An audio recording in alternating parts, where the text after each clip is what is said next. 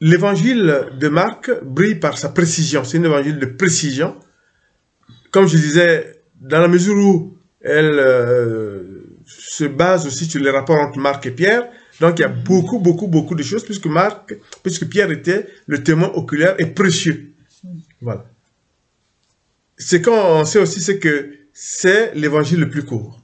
Donc, devant cet aspect, Marc a dû, devant cet évangile court, il a donné des précisions, surtout des détails qui sont très forts en eux-mêmes, très importants. Cet évangile de Marc était un évangile surtout pour les non-juifs, car évidemment, ce qui se passait, c'était plutôt de se dire que après l'ascension, il y aura l'édification de l'église de Jésus, et nécessairement, il y aura le débat, est-ce que oui ou non, des juifs peuvent devenir chrétiens? Et c'était très important, et on verra plus tard que le rôle important que va jouer l'apôtre Paul, notamment en continuant aussi ce qu'avait déjà initié l'apôtre Pierre, c'est de montrer qu'effectivement, dans les chrétiens, on peut avoir des convertis qui étaient juifs, mais en même temps, on peut aussi avoir des païens qui deviennent chrétiens. C'est très important dans l'évangile, justement, de Marc. L'évangile de Marc aussi est un évangile où il retrace il donne une place très importante au miracle au miracle. Au lieu des discours, il montre le miracle, et puis ensuite, il montre ce qu'on peut dire que dans les miracles, il y a des vérités spirituelles. C'est très important. Quand vous lisez l'évangile de Marc, quand il décrit les miracles, il y a des vérités spirituelles que Jésus montre effectivement en faisant ces miracles-là. Souvenez-vous qu'on dit toujours que Jésus, quand il faisait son enseignement, quand il guérissait quand il faisait son enseignement, quand il était avec la foule, il terminait toujours par un miracle et la population savait, ah tiens, le Christ est là, et venait parce qu'il s'attendait toujours à un miracle que Jésus va faire après l'enseignement, après avoir rencontré ceci, ça. Et c'était très important. Et Marc le souligne très bien. Et ce qui est aussi très important, c'est que Marc décrit très bien l'arrestation de Jésus, puisque lui-même, il était, effectivement, comme je vous ai dit, celui qui, effectivement, a été parti tout nu. Et c'est aussi quelque chose de très important, c'est que Marc, lui, il a montré que la croix du Christ était quand même un élément fondamental. Déjà, on a déjà eu l'occasion de le dire, la croix en tant que bois, c'est pas biblique, mais le Christ sur la croix, crucifié pour racheter les conséquences de nos péchés, n'est pas anodin. Et c'est Marc qui va effectivement dire que pour suivre Jésus, il faut porter sa croix. Ce commandement de Jésus-là, c'est Marc qui va nous le dire. Et c'est pour ça que je vais faire une lecture de l'évangile de Marc.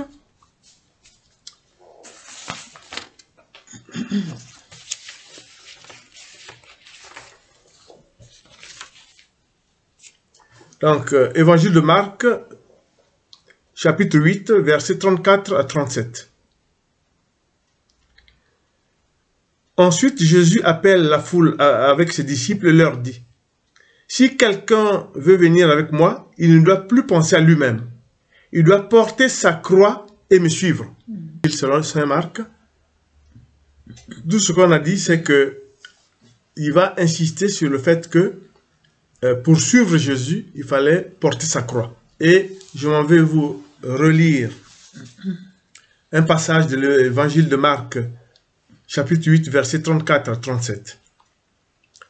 Ensuite, Jésus appelle la foule avec ses disciples et leur dit, « Si quelqu'un veut venir avec moi, il ne doit plus penser à lui-même, il doit porter sa croix et me suivre.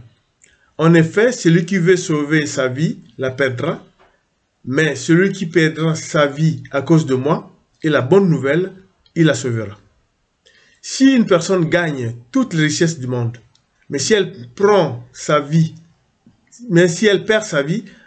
à quoi cela lui sert-il?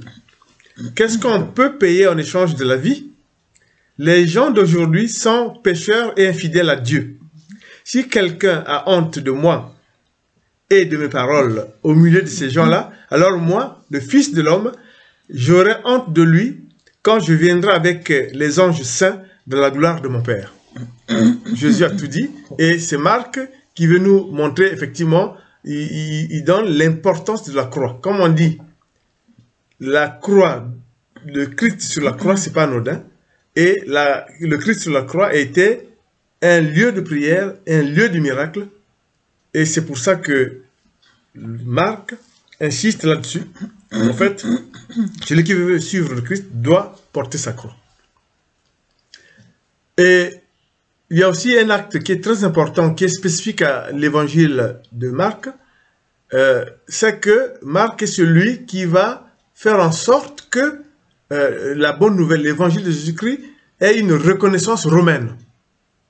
Pourquoi? Parce que, bon, il était connu à Rome, mais ensuite parce qu'il ne fallait pas que, même si